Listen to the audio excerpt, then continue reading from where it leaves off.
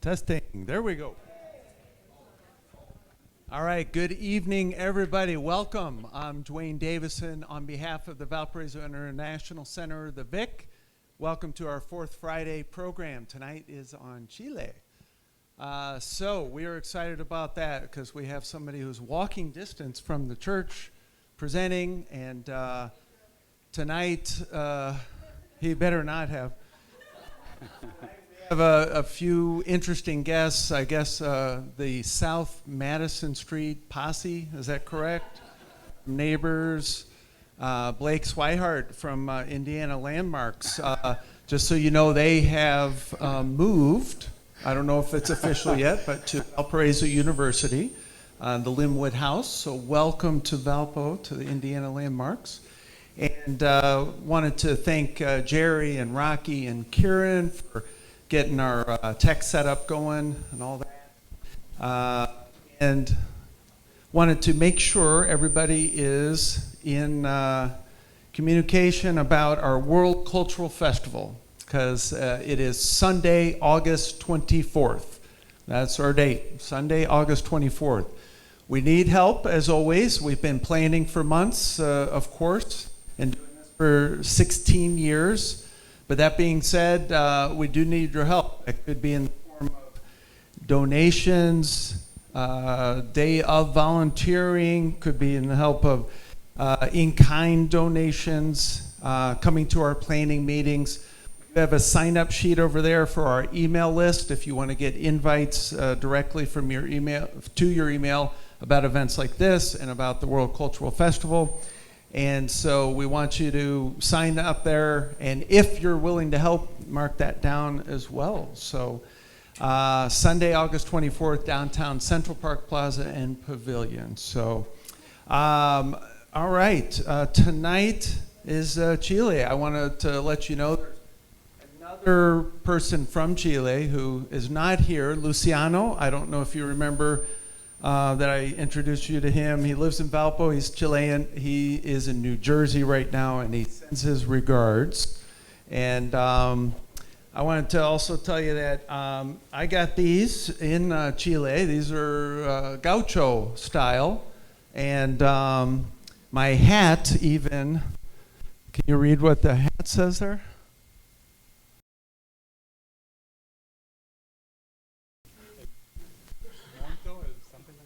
No, it's made in Santiago. It's a hat shop. I thought you were going to help me with here. The bag is even from that same hat shop. So this actually is the real gaucho style. This hat here, and traditional dress. So the gauchos are cowboys, basically, that are in Patagonia. In Chile and Argentina. So that area is unbelievable. Has anybody been to Chile to start with? Awesome. Very good. This side does win, but good job.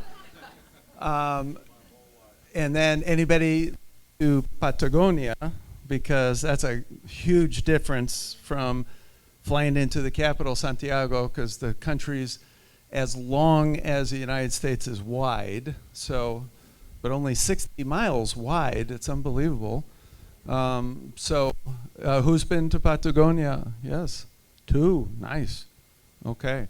Yeah, unbelievable. Patagonia is in Lake District as well. So you're going to learn a lot about that. A little bit later, we're going to have a very traditional kind of a snack. It's called an empanada.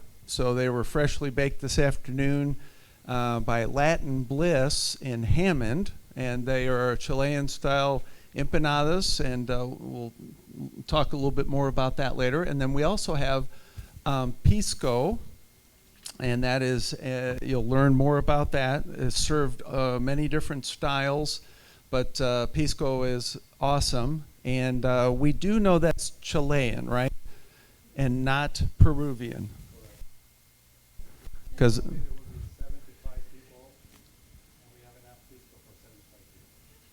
yeah, and Yeah, there's been debate. We've done a presentation on Peru in the past, and they've insisted that pisco comes from Peru, but we're going to learn, I guess, the truth, right, where it came from, one way or the other. So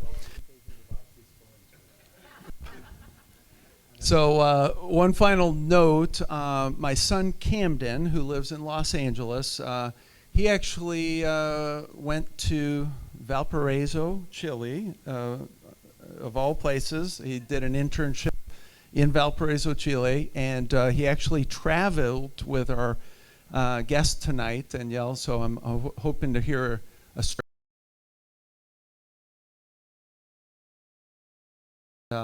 Anyway, that's it for the moment. So we'll have question and answers at the end, and I'll moderate that, but Danielle's going to be giving you a nice PowerPoint presentation. This is my neighbor, lives just down the street, a few blocks, is from Chile originally via Venezuela, but's lived here for many decades. His lovely wife Julia's in the audience as well, so welcome Julia. And that is it, so please give a warm welcome to Danielle Goldfarb. All right, thank you.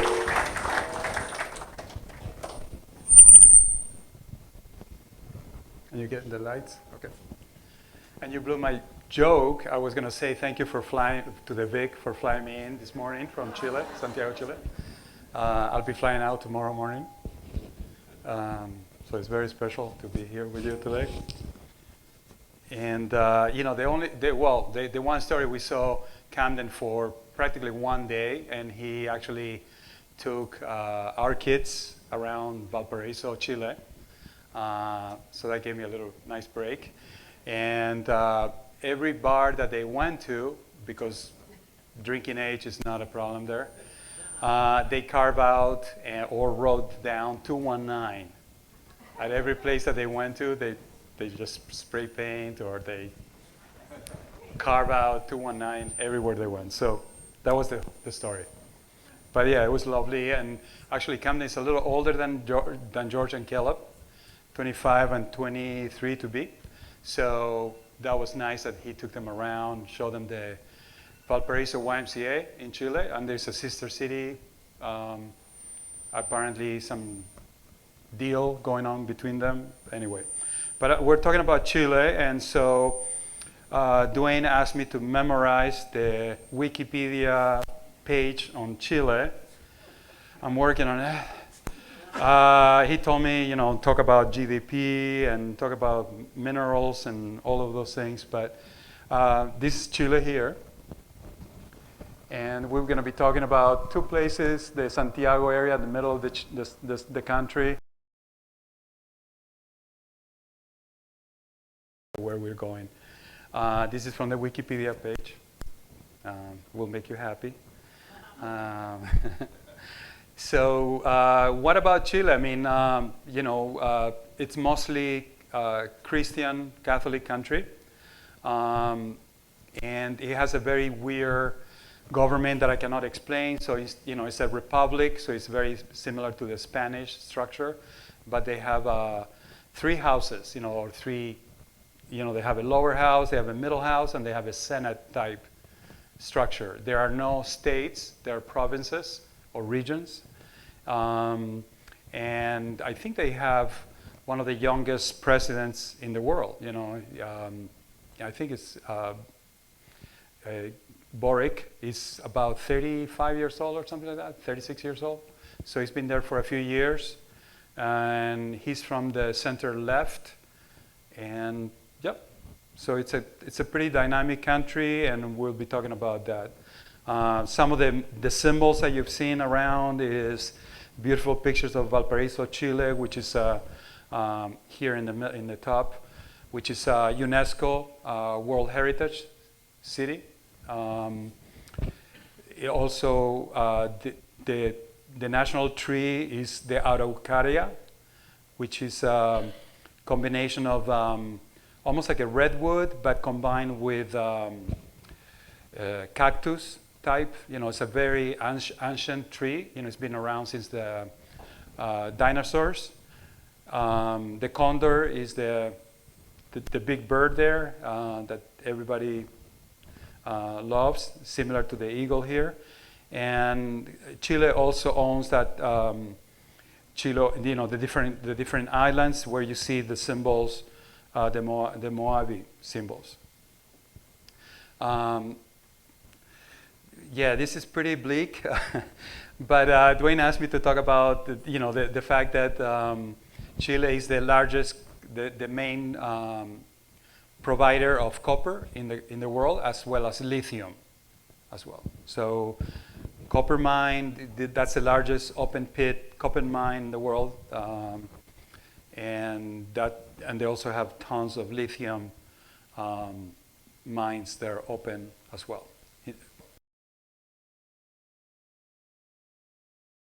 Chile is a really interesting country. I don't know much about the indigenous people. This is not something that you learn when you're going to school. And by the way, I was at school in Chile. I was a citizen of Chile until I was 12 years old. And then we emigrated to Venezuela, of all places, seeking a better country and also a better place, economy.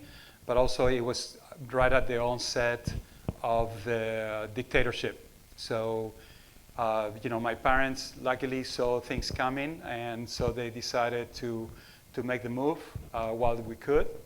And not that we were involved, or my parents were never involved in politics, but it follows you anyway. So what's interesting about going back to Chile is that not only I did not know anything, all the education there is not about the indigenous people, similar to the United States. You don't learn about the tribes. I don't think. But actually, what was nice about Chile is that you encounter signs of indigenous people now. You see the national parks have been turned to indigenous people. Lands have been turned to indigenous people. Which is right in the middle of the country, where there is a lot of water from glaciers on the mountains. They're very involved in stopping a lot of the hydroelectric dam programs that are going on. So they're very active politically. But I want you to keep in mind, so I'm going back and forth. I want you to keep in mind the Selknam people, the indigenous people far south by Tierra del Fuego. It's going to come back again. So we moved to Venezuela when, I was 12 years old, and we were accepted with open arms. I love the people in Venezuela as much, if not more than the Chilean people, in the sense that you came to Venezuela and it was a Caribbean country, tropical country. People were accepting of all the Chilean people that had to escape from Chile.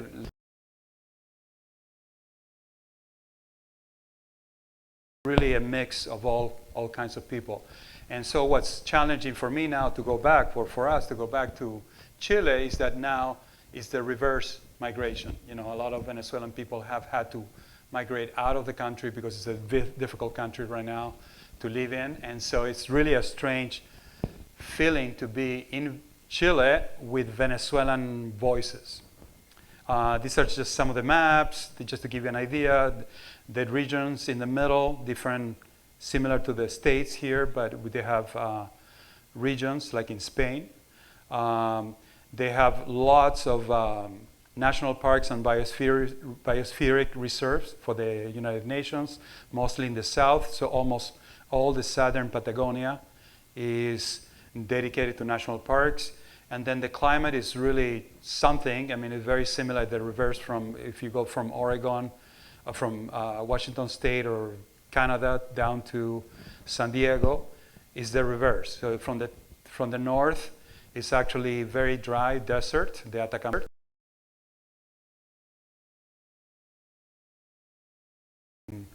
A lot of populated by a lot of forests. So we're going to start by the trip, and this is, by the way, sales to Chile for you guys to travel to Chile. It's a very tourist country, that it's very accessible to all kinds of people from all over the world.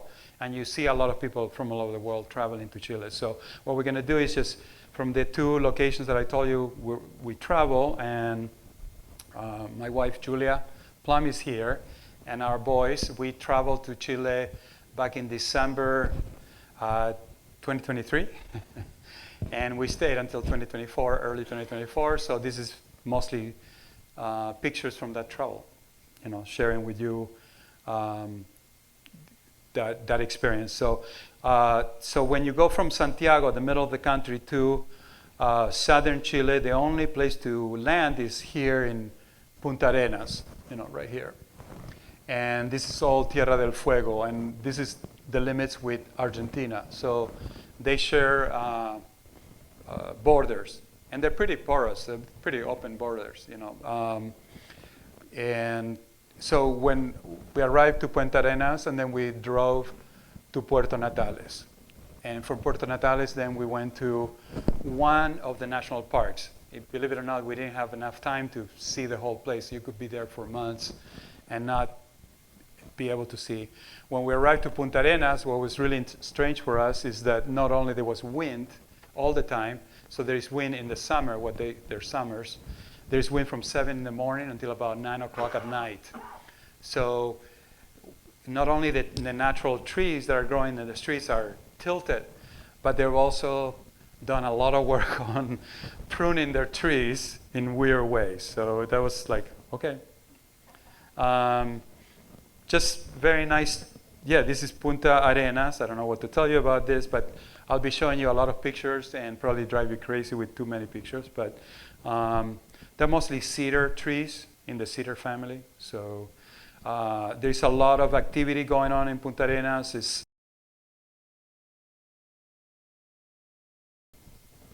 Yep. Oh, where did it go? Oh, okay. I thought it was there. Yeah, I can do it. Yeah, that's better than. Go ahead and keep going. Okay.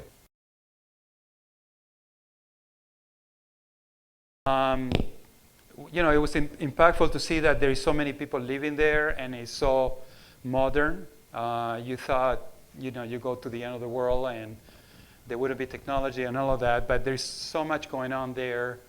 We didn't stay there enough to really experience the town, but there's a lot of folkloric artisan festivals. You see that throughout Chile, really. Thank you. Okay. Okay, perfect. Yep. This is Puerto Natales. So from Puerto Natales, so when you go to Puerto Natales,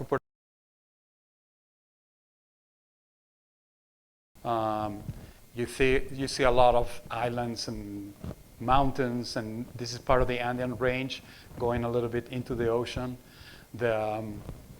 These are the araucaria trees.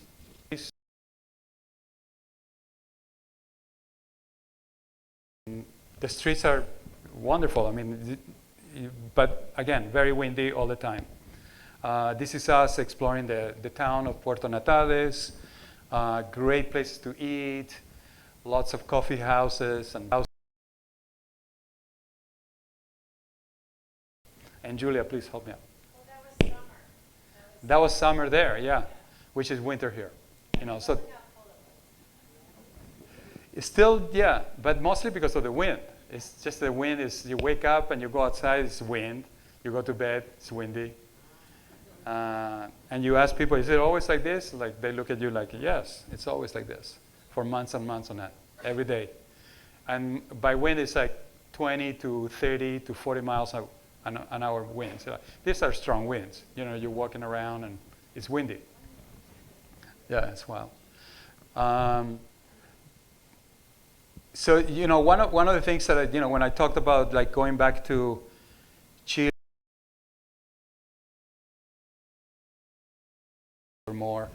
even here in Chicago, walking around the streets and hearing Venezuelan people and Chile and all these weird confluences of cultures and nationalities and religions and people and everything. Many years ago, I came across this word when I was in Chicago, and I was talking to an art critic from Latin America, and I was telling him, well, yeah, I'm from Chile, but I moved to Venezuela, and now I'm a gringo. I'm proud to be a gringo, and I'm Jewish, but I'm not, I don't, practice. We don't practice very much Judaism. Critic person. So basically a person that doesn't know where everything is together, but you're not from one specific place. And so when you are walking around Puerto Natales, you see Selknam, the Selknam people, the indigenous people. So you see signs of, you see like the same way that we see here, like the cows in Chicago or the seats in Valpo back in the day. You see a lot of indigenous signs in the middle of the streets, like statues and sculptures, Catholic, Christian, or I don't know. And then this is I don't know what this is. It's Japanese. Who knows?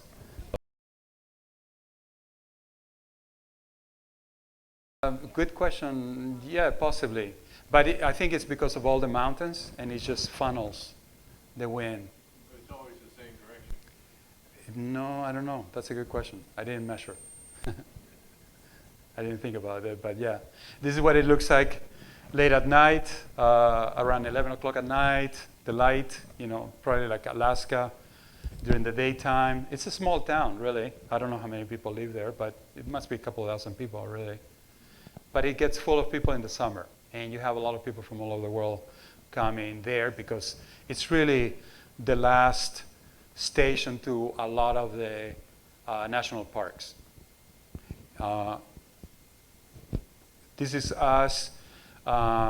Julia got us to ride some horses. We have a pretty funny story about the horse, a very kind of scary story. But this is Puerto Natales way in the back there. So you feel like you're in Norway or who knows where, but it does feel strange, the light, and definitely the toilet bowl water goes the other way around. Yeah, so it does flow differently. But what you see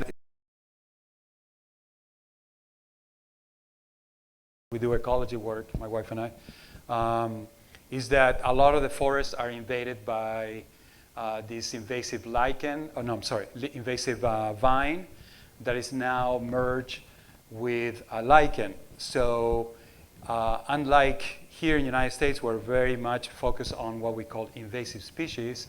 There it's going rampant. So that was kind of impactful. I mean, it is beautiful and haunting in a way, but it's at the same time, if you know about your ecology, you know that that should not be the case. So going up the hill or up the place. So this is Puerto Natales here. You drive or you go around depending on where you're going. There's a lot of national parks that are not listed here or almost inaccessible by car, obviously, so you have to take boats or hike. But we went to Torres del Paine National Park. So we have mostly pictures of there. When you go to national parks there, you are welcomed by an amazing infrastructure to visit the places. So it's not like you're on your own, but there are people that can speak different languages. They have maps all over the place that are well signaled. It's just great, it's just really well done. How, the different hikes that you can do. And this really provides jobs to people in the region, So these are regional jobs, mostly young people that are able to, practice, be rangers, be educators, be interpreters, etc. So this is Torres del Paine from far away. As you get closer, and these are the towers that are so famous that you'll see. But you still, there are glaciers still there. Not many, but they're still available to see. There's a lot of interpretation of the area. There is different types of places where you can stay. These are some of the tents that you can stay and rent, and the hikes that you can take. One of the nicest places there, they have in a hotel. I don't have a picture, but they have beautiful. They are self-sufficient. So they have gardens where they grow their own food, and and they have people work in the gardens in a really strong way. Accessible roads to your places. And the story is that, the first day, knowing Julia, well, you don't know her very well, but when we go to a place, you have to do the hardest, most challenging hike possible. This is up like 7 miles uphill on like a 60% gradient. We got to do that the first day. And of course, I haven't taken care of myself. I haven't, exercised. Valpo is here, is very flat.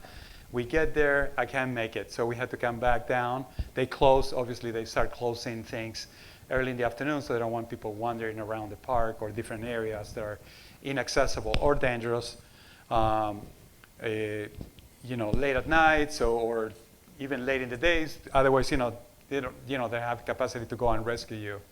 So the next day, I could not make it. I mean, my legs, my knees, my muscles were like completely.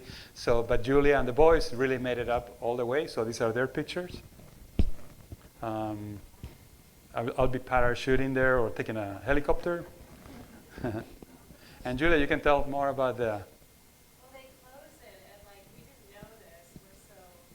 We're ignorant when we first went there. You can't go up after 1 p.m. Yeah. And it's light out until 10. So. Yeah. So yeah. So we got up early. Yeah. And so this water is actually glacier water, melting water. Beautiful vegetation, flora. We don't know all the names, but a few shots of the type of vegetation that you see growing up there. A lot of cedar type forests. This is a picture from Julia, and I looked it up, and it's called Darwin's slipper. They're beautiful. So they're almost similar to the lady slippers that we have here in the prairies, but ours are white or yellow, I believe. White? Yeah. Or painted slippers. I think those are the yellow ones. And so this is the Darwin slippers. They're like little things, little flowers. Going back to the center of the country, we have Santiago here. It's hard to see from these slides, but just to give you an idea of the terrain, right? This is Santiago here. This is the border with Argentina, which pretty much goes along the middle, the highest points so they share the highest points in the Andean range. That goes all the way up to Venezuela, really, and into the ocean, the Caribbean Ocean, and makes up the islands there. So if you're into geology, it goes all the way down from Antarctica all the way up to the Caribbean. But this is Santiago, and I think Dwayne said that from here to here, I don't know, what is it, 60 miles, 100 miles, maybe. Argentinian border to the ocean, 62 miles. Yeah, so it's very narrow. So you could practically go from Santiago to the ocean or Valparaiso. Where's Valparaiso? Oh, here. So to Valparaiso, it takes about an hour, and so to get there. As a kid, we used to take the train. So there was a train that you could take, and you could stop at different towns in the middle, and they specialize in different suites. And then you could stay there, drink coffee or whatever, tea, then go to the next town, and then eventually make it to the beach as a kid. So it was really sweet. The city by itself is very flat. I read how many millions of people live there. About 9 million people live in Santiago, and the whole country has 19 million people. So Chile is 19 million people. So it's a very densely populated area of the country. Yeah. This is what Valparaiso looks like. Valparaiso is not flat. It's actually located on hills, mountains that are going all the way to the ocean. So it's a very different town. And historically, I was going to make some references or bring you some pamphlets, but they are connected. So Valparaiso, Indiana has a name from Valparaiso, Chile, primarily because the Porter family, the Porter County family, that owned a lot of land back in the day, one of their children or one of their sons became a captain in the Navy, in the American Navy. And in the 1850s or so, 1860s, he was tasked in the East Coast following a couple of British pirate ships. So he tracked them down and destroyed them. By the way, that was the orders to destroy those ships. And he follows them. Don't ask me why he followed them so long, but they went all the way down to Brazil. He followed them through the Caribbean, Brazil, Uruguay, Argentina. They came around. They went to Valparaiso, Chile, and they decided, okay, next morning we're going to hit them really hard. So the American ship just went and hid in some bay. Of course, the pirates knew what was going on, and they attacked them first. So they had the Porter County son in jail for or one of their ships for about a year, and they killed half of the anyway. So that's why we're called Valparaiso, Indiana. So in Santiago is really our favorite city. You know, it's like you could go there many, many times and see so much, and it's a combination. It's a syncretic combination of amazing culture, creativity, a little bit of anarchy, a lot of politics and philosophy. You know, Chilean people are really philosophical people. So, you know, that was lovely to travel there and to just see the amazing architecture. They are really into Bauhaus architecture from back in the 1920s from Europe. There's some great little buildings to see. This is from the airport. The airport is full of rooftop gardens and rooftop walls with their native vegetation. The surroundings of Santiago is really lovely, you know, very dry. It reminds me a little bit of LA, but maybe with a little more trees, perhaps. A lot of plazas. This is Cajón del Maipo. You know, if you can travel there, they travel outside of Santiago, south to wine country, and that way as well. Again, the architecture, the vegetation, the way people deal with their landscapes, you know, cactus in one hand, a huge building. That building is about 10 floors high with planters where people, you know, where the condominium will plant trees.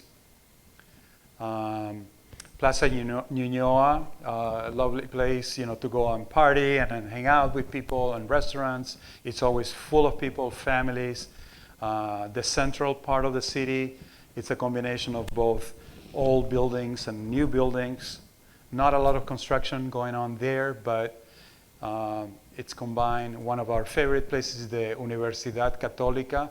Their design architectural school, their landscape and their campus is amazing. It's beautiful. It's a combination of both the colonial but also the modern. And I forgot to put more pictures of that, of the modern part.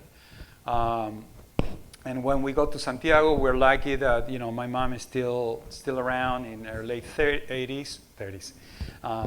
Young mom. And she has an apartment outside, almost outside of Santiago. It's now everything is just merged with each other, but it's called Lo Barnechea. Barnechea is a southern Spanish word. There's a lot of Basque influence, by the way, in Chile, or there was at one time, and it was in the outskirts of Santiago, but now it's really built up, and it's a combination of a gradient of all kinds of socioeconomic groups of people, So you can go up the hills and see the views of Santiago. You can see a lot of the air pollution. It's from the other pictures that I show you. It's almost like LA. It's surrounded practically by mountains, primarily the Andes to the east. Beautiful boulevards, modern architecture too. A lot of art wherever you go that talks about the history and the recent history and politics of Chile. So the influence from the dictatorship, from the drafting of the new constitution, the changes in governments, and the changes actually in the culture too, because that made it happen. It took a long time for Chile to become democratic again. It was democratic for about 150 years before the dictatorship came in 1973. And so you see signs of that still around you. See all posters, all references to the transitions that the country has had to make.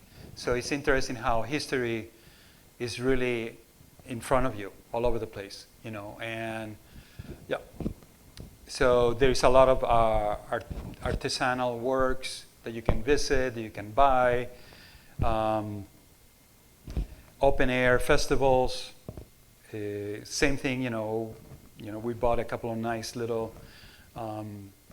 We bought this bird print that is made out of petals from flowers, and there's all kinds of people like that. Very creative environment. It's just lovely to stroll around in the summer, especially. This is not my picture, but this is 2022. But from economic upheaval.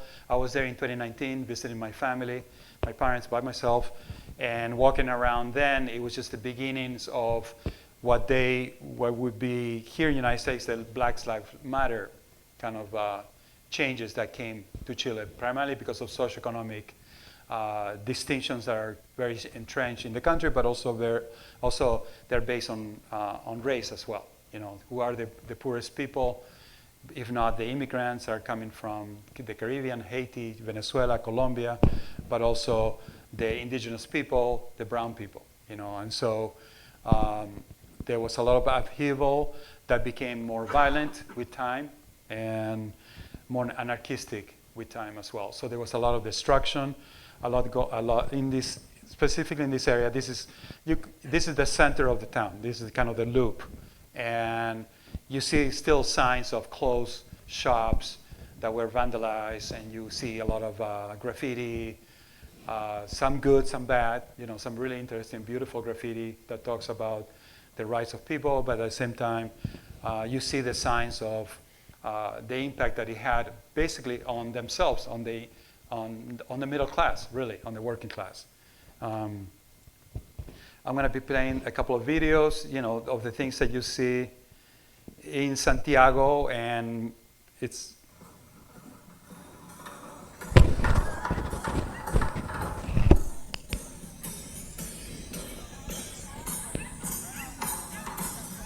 you could be walking around the town and like same as Valparaiso here, right? You're walking around, you see weird people and doing crazy things and beautiful things as well. Oh. This is actually from the town of La Barnechea. So when you go to La Barnechea, where my mom lives, you have the most high-end buildings that you can imagine, and then across the street you have working class neighborhoods. They're really beautiful, and there's a lot of cultural events, cultural activities, plazas, you name it. It's really well done, the way that tax money has gone back to people in those areas. And we just came across one night on a folkloric, what is it called? Concert.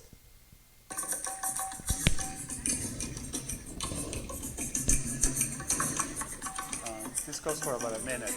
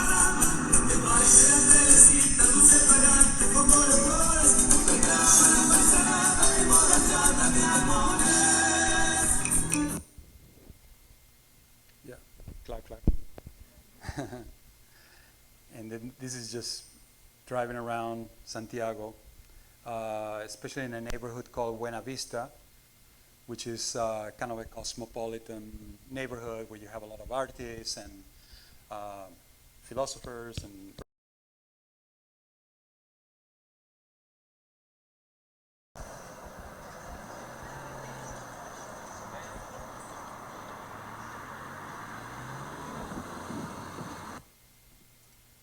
Yep.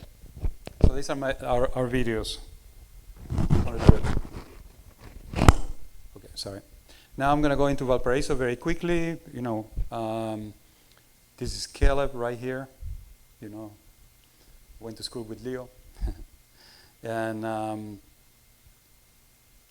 the nice thing about Valparaiso, Chile, is like really a much grittier town. It's a port town. There's no manufacturing there, but there's no place to put manufacturing. But back in the day, they did build ships there, so you see some vestiges of folks working on wood projects and woodworking projects for ships and parts of ships. This is an Airbnb where we stayed in one of the neighborhoods, just to give you an idea. And this is in here. This is what they gave us for breakfast. Yeah, that was the breakfast here. So I decided to add a few more shots of Chilean empanadas and to show you what they look like. But that's when you wake up in the day in the Airbnb there, that's what you get. And the kind of very typical plate, with special what is it called? Bread, pan amasado, the eggs, the hard-boiled eggs, some cheese, etc. And this is partial views of Santiago now. You could think, probably back in the day, but it still looks that way. The central part of the city is closer to the ocean and to the ports. But as you go up on the hills, it's really incredible, the infrastructure and the structure of the buildings, the combination of architecture that you see from Prague in Czechoslovakia. You might see some German, Spanish, Art Nouveau made out of wood, from France. It feels very syncretic, and the streets are very labyrinthine. I don't know if that's a word. Not far from there, we had a chance to visit a town called Quintay, which is an area where they used to harvest whales. So it's a whaling town, and there's now a museum and research center for whales. So it's a beautiful place to visit, and it's also kind of gives you a sense of how things have changed. Chile is not a whaling country anymore. So, but there's some great interpretations there, a lot of information about the ecology and biology of whales as well. But this is more of Valparaiso. It's not far from there. You see the streets are still cobblestone streets. A lot of graffiti, really interesting graffiti. People are not afraid of that, and actually they encourage it as well. And the ocean in the background, the Pacific Ocean. This is what it looks like from one of the streets, really. And we met Camden at one of these streets back in the day when we had the chance to visit. And yeah, so this is back again. Whoa. Okay. That's us drumming by the mountains. Yep.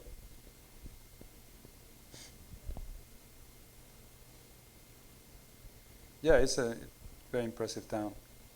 Oh, and then back in Valparaiso, when my mom has been here visiting, one day we were at the popcorn festival, and she's looking at me like, who is this guy? It's like, why is he talking to me so long? And he won't leave me alone. And I'm like, okay, but, so I had to make reference to Dwayne, and his energy to welcome people, including my mom, who's a difficult person, into town. Okay. And she doesn't know English. Yeah. How long was the conversation? Yeah, it took a while. All right, so that's the presentation, and it's more like a promotion, really, for you guys to think about traveling to Chile. Of all countries in South America, it's very accessible again. It feels safe. It's not a place where you feel unsafe in the sense that you could be walking late at night, and any town, any places, you feel welcome and you feel safe. Yeah. Valparaiso and Patagonia? Say what? Is Valparaiso and Patagonia? No.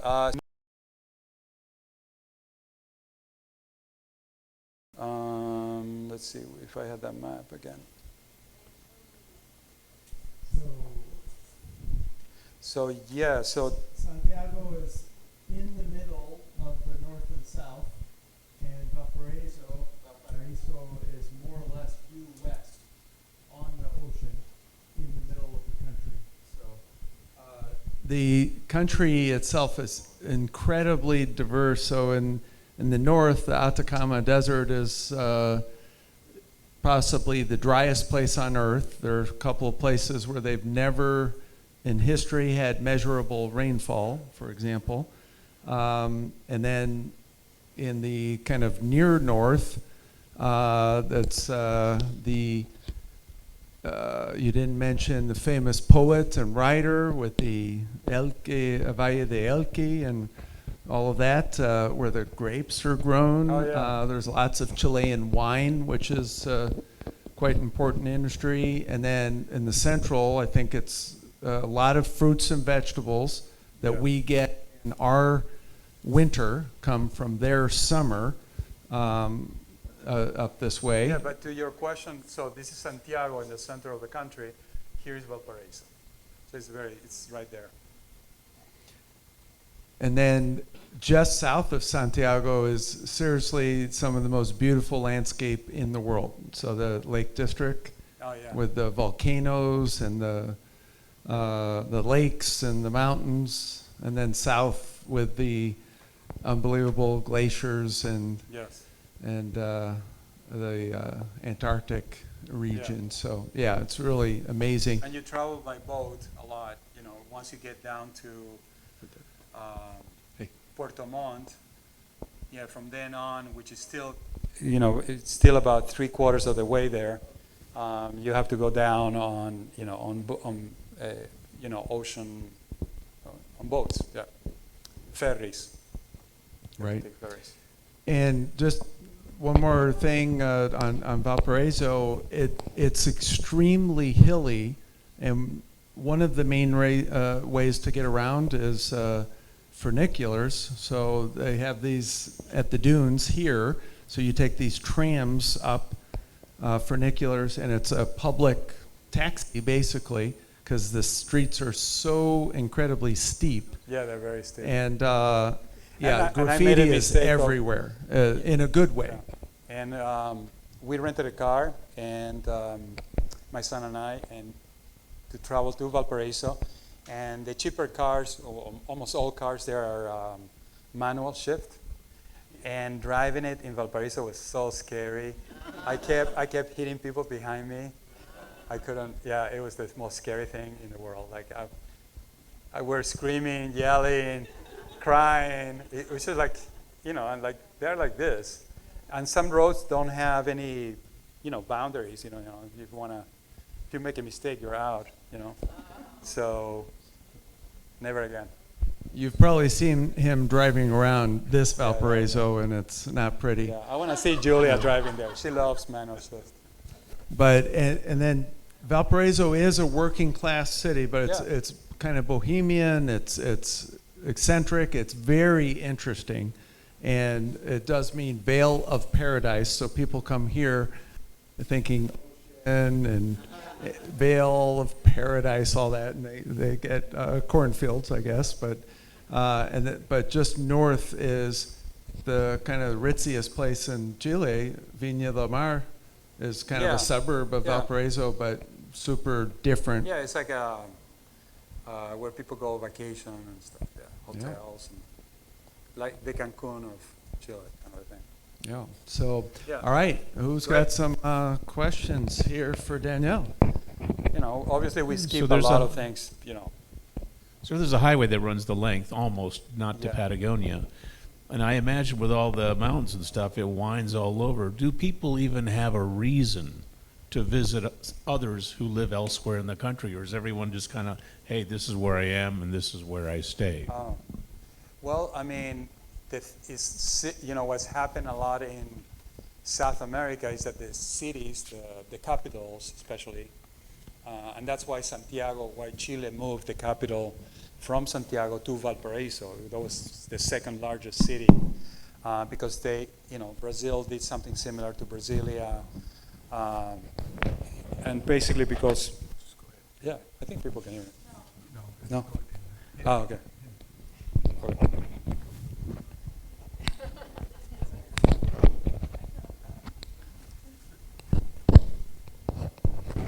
Okay. Okay.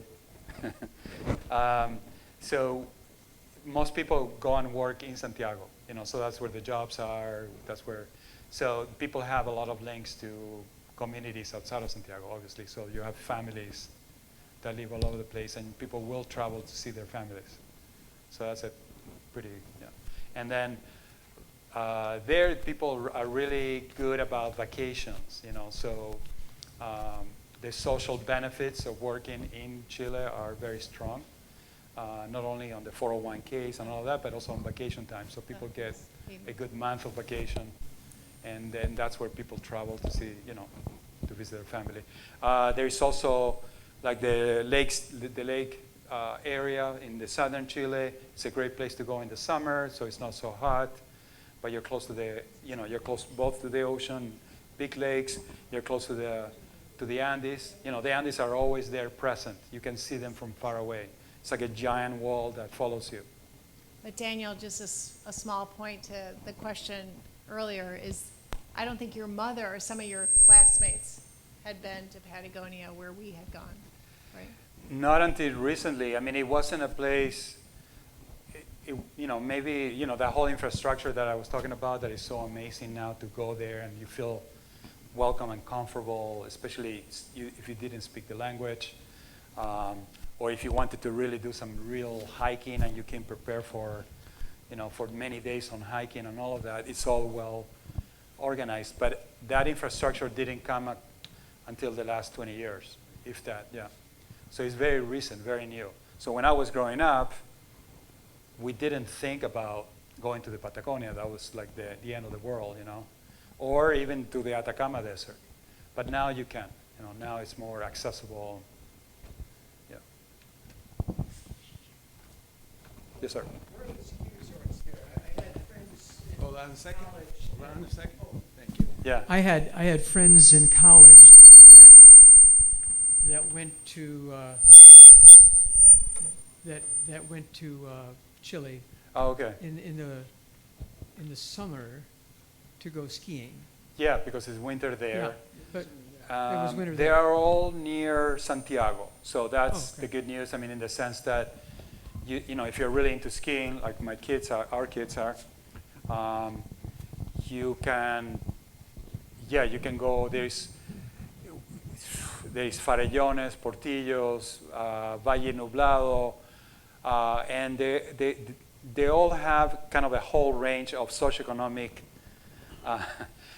strata to accept you, to welcome you to skiing. You know, you ski lifts like everybody, like anywhere else here, like Colorado, for example.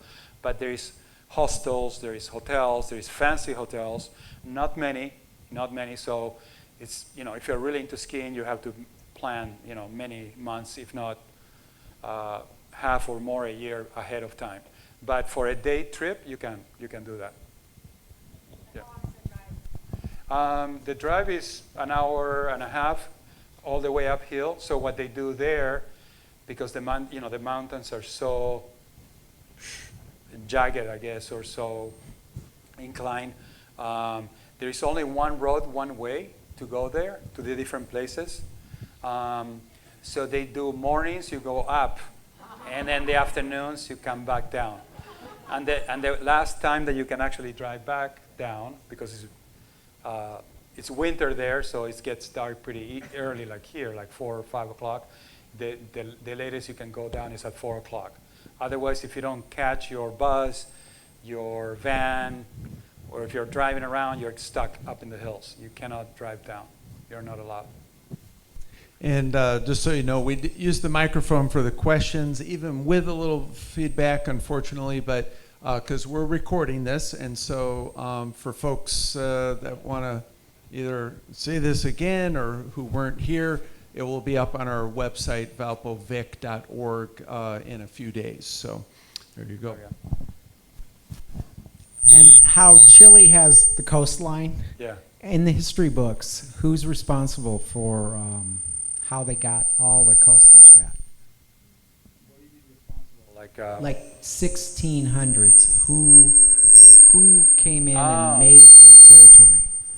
So there is very little private property to think about. I mean, it's not like the Caribbean or the islands where first comes first base, first serve kind of thing. If you have a lot of money, you buy a lot of land.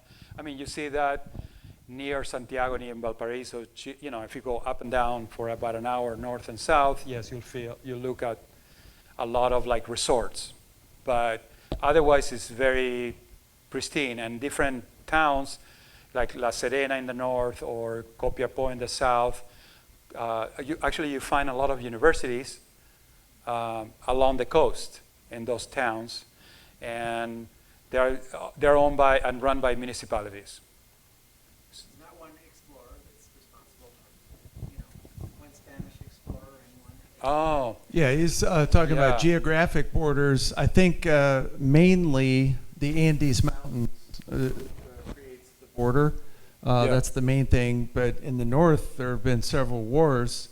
Bolivia's landlocked, and at one point, Chile did not have that, and Bolivia had access to the coast. Then, borders redrawn. And so Bolivia's landlocked. Chile goes even further to Peru. But that's a good question. But any thought? Probably Spaniards came in and the Spaniards did their thing, and that was the Spaniards came in, different waves of immigration, but the Spaniards came in the 1500s. There is a church downtown Santiago. This is from the 1560s. And it's still standing, and you can go in, and So history, dates back to a long ways. And actually, you did see slave ships. Well, not me, but at the time of slaves, there would be slaves not only going to North America, but there would be slaves going to slave ships that people were taken to primarily Uruguay, and then from there they went to Brazil. Argentina, and then they were taken to Peru. So the thing is, in Argentina and Chile, I grew up without people who are black or brown. If you go to Chile, you would have never known that was part of the slavery routes of the time. And not until very recently, you were able to see people brown and black faces, in Chile, because now you have immigration from Haiti, Venezuela, Colombia, from the tropics. So that was interesting.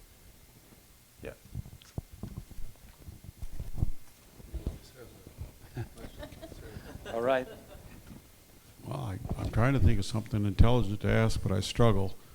You talk about the different governments you've had in Chile, and when you did wind up leaving Chile for Venezuela for whatever reasons, is it now a pretty stable democracy in Chile? Yes. Yeah. So had that been the government when you left to Venezuela, would you have stayed in Chile? No, did you leave for political reasons? Yeah, we probably would have stayed there, Yeah, but your mom is still in Chile? Yeah, so it's a long story. What happened was half of my family was not even involved in politics or anything like that, or perhaps were on the right side of the politics, and then the other half was on the left. On the left politics, from my mom's side primarily. My dad were on the right, primarily politically, if you think about it. All the leftist people were in the left. They were part of the socialist government. There was a socialist government that was elected, duly elected, back in the 70s. Yeah. After 150 years, United States and a lot of other countries didn't like that idea. Yeah. They started nationalizing the copper industry. The copper companies here didn't like it. And once the country nationalized the telephone system, AT&T at the time, that was it. And they closed the borders. United States closed the borders. Nothing got in, nothing got out, and things kind of came apart.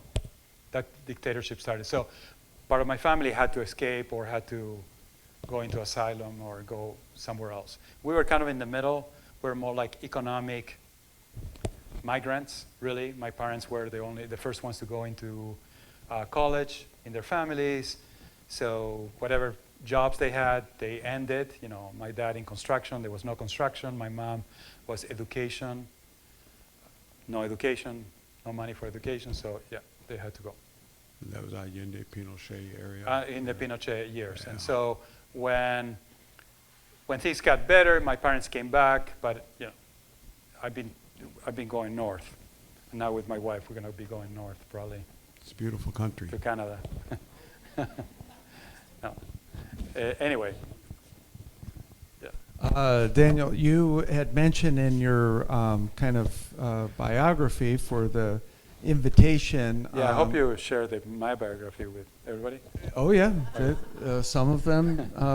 That's the reason why they came, oddly enough. So, but you had mentioned about your experiences as an immigrant. So, but I didn't hear too much on that. So, did you want to touch on that or not? Yeah, I think the word syncretic or syncretism, it talks about that. I mean, I think once you move from one place to another, I think it happens to a lot of people here too in the United States. If you come from the East Coast, you go to the upper Midwest, or you go to California, or you go to the mountains, you feel like, okay, you're out of place, out of culture, but then eventually you gotta make it work, that's gonna be your home, your place. So for us, it's been the Calumet region, where it's been kind of a combination of multiple cultures, multiple people. Politics are weird. There's a lot of industry. It's a greedy place. So yeah, you have the dunes, amazing ecology. So yeah, you make it work. And speaking of ecology, maybe you could explain a little bit about what you do. Okay. What about the food, by the way? It's and the pisco. You told me I need to make pisco. He doesn't like talking about himself. About myself. He's fine talking about Chile, but because then I start talking about work, and I'll keep you here until 9 o'clock, 10 o'clock at night, and my wife has heard it all. Julia, did you have anything else to add on your travels, trips, anything else? Back me up here, Julia. Yeah.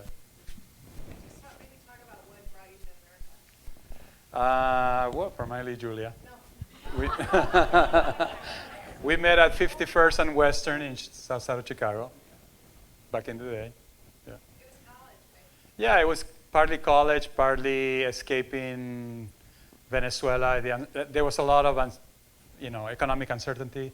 Even though when we came to Venezuela, my parents had to start from scratch, basically. But it was an oil country, a lot of construction and a lot of economic development. So there was a lot happening, and they found their way. But later on with political corruptions, with back and forth, very similar to what we're experiencing here in the United States. It's really weird how history is repeating itself. And I never thought, I thought I would always advance myself and our family in many different ways, economically, First Amendment rights, freedom of speech, whatever you call it, you think that you're going towards freedom, you're moving towards freedom, greater freedom. Venezuela kind of became more chaotic, more divisive, a lot of corruption, you know, and, you know, look where things are there now, you know. So, yeah. Very good. So we are going to have a little bit to eat. What we have tonight? Chili? No. No, I think you got empanadas from a Mexican-American place in Hammond. Yeah, that's Yeah. that's the accurate answer, but you were supposed to play chili. off of Chile because that's what most Americans call your country. Okay, where? Okay. I don't follow. I don't follow the jokes. Yeah, so. no chili, but Not chili. in We need in pisco for those seriousness, jokes. what about chili as in the hot pepper? Is there anything to do with that, with the name and with the cooking? No. Nothing. Serious? Okay. No, it's more of a Mexican thing. All right. Yeah. So explain what empanadas are, then, and how they're prepared. Well, I mean, it's you know. So when Dwayne say, "Hey, where can we get Chilean empanadas around here?" It's like it's almost impossible. There's a couple of places in Chicago that sells them. They're very different from the Argentinian empanadas, from the Peruvian empanadas. They're much more soft. I don't know, so like the what is it? The envelope, whatever. The dough. Thank you. So it's much softer. It has different, you know, meats, especially like pulled beef, olives. It has a whole olive, half of a hard-boiled egg, and raisins. So where are you going to find that around here? I don't know. But so the closest place was Hammond. So that's where Dwayne had to go to get you guys empanadas. So pretend they are from Chile.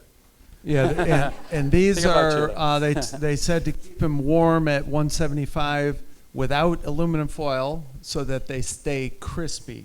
Some empanadas are definitely doughier and Yeah. So we know from the Papillo family that the Old Market, there is someone there at Old Market, one of the servers or one of the owners.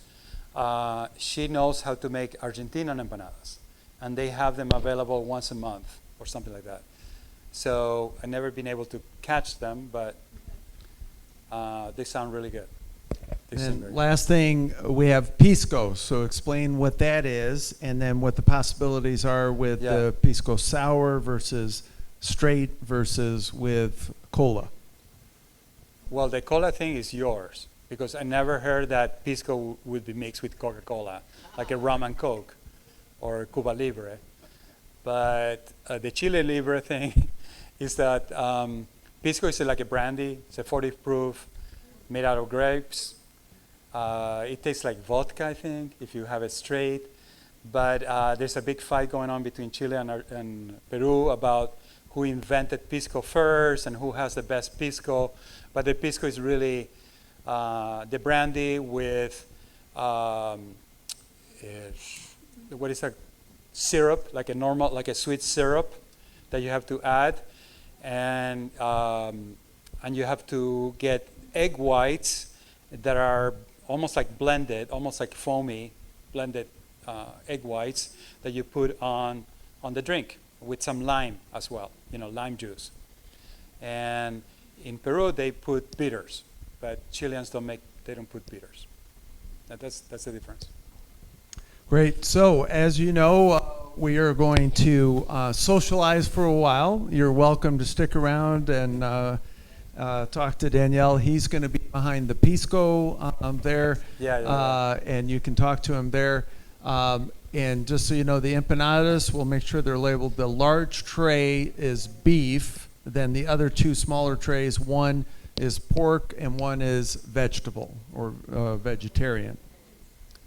The one in the middle is pork. The one on the outside, the left, as you're facing, is is vegetarian. Very good. Okay. So Excellent. yeah, so we're gonna kind of clear out the space a little bit here, and then set up some tables, so you can sit around and socialize a little bit. But thank you very much, Daniel, for your presentation on Chile.